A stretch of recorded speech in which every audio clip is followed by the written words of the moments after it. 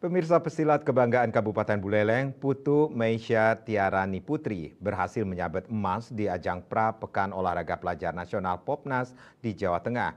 Dengan kemenangannya, Meisya resmi mengantongi 1 tiket untuk melaju ke Popnas 2025 yang akan digelar di Aceh dan Sumatera Utara.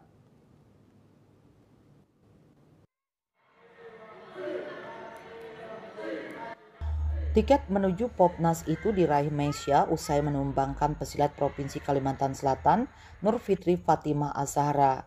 Di pertandingan itu Meisya mengalahkan Azahra 3 babak tanpa balas. Pada ronde pertama Meisya menang dengan 17-8, ronde kedua 27-10 dan ronde ketiga 38-10.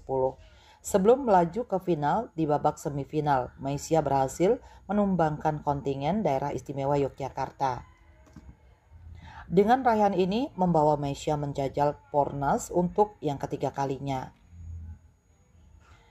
Sebelumnya Meisya sudah pernah 2 kali mengikuti Popnas, yakni pada Pra-Popnas 2022 di Provinsi Kalimantan Selatan dan Popnas 2023 yang digelar di Sumatera Selatan dan Kepulauan Bangka Belitung. Bahkan pada Popnas yang digelar pada tahun 2022, Meisya dinobatkan menjadi peserta terbaik.